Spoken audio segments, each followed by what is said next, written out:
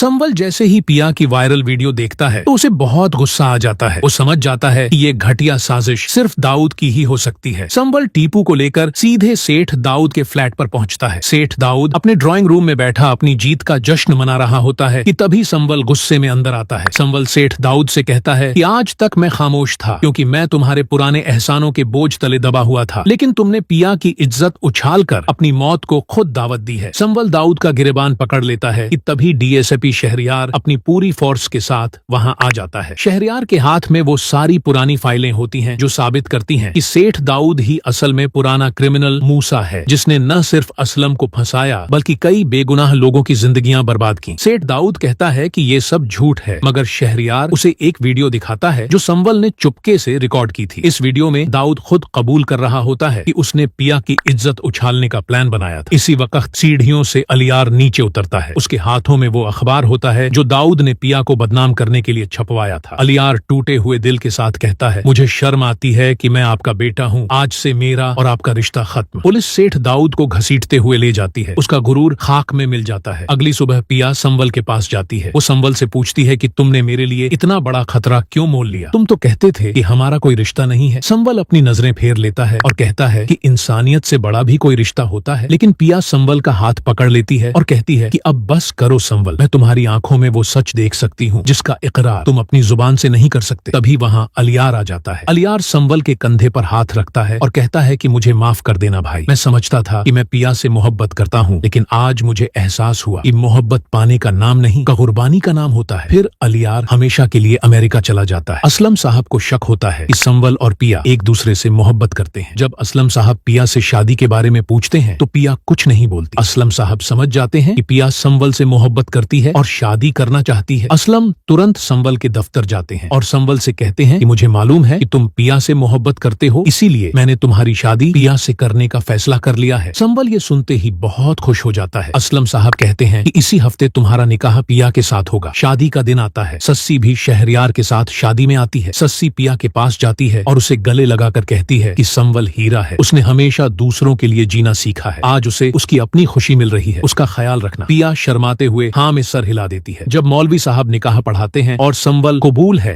कहता है तो वहाँ खड़े टीपू और क्लब के लड़के खुशी से नाचने लगते हैं। रुखसती के वक्त एक कुरियर बॉय आता है और संवल को एक लिफाफा देता है। संवल जब उसे खोलता है तो उसमें अलियार का भेजा हुआ एक तोहफा और एक चिट्ठी होती है। चिट्ठी में लिखा होता है, संवल, मेरे बाप ने जो दुख दिए उनका बदला मैं तो नहीं दे सकता, लेकिन अपनी जायदाद का आधा हिस्सा मैं तुम्हारे और पिया के नाम करता हूँ ताकि तुम लोग कैरम क्लब के यतीम बच्चों के लिए एक बड़ा स्कूल बना सको। ये पढ़कर संवल की आंखों में खुशी के आंसू आ जाते हैं। फिर संवल पिया को लेकर अपने घर चला जाता है। असलम साहब खुशी खुशी अपनी बेटी की रुखसती करते हैं। दोस्तों, क्या आपको लगता है कि अलियार का फैसला सही था और क्या सेठ दाऊद को इससे भी बुरी सजा मिलनी चाहिए थी? अपनी राय का इजहार कमेंट्स में जरूर करें। अगर आपको ये वीडियो पसंद आई हो तो वीडियो को लाइक करें, दोस्तों के साथ शेयर करें और चैनल को सब्सक्राइब करना मत भूलिएगा ताकि आपको हर ड्रामे की अपडेट सबसे पहले मिले। मिलते हैं अगली वीडियो में। अल्लाह हाफिज।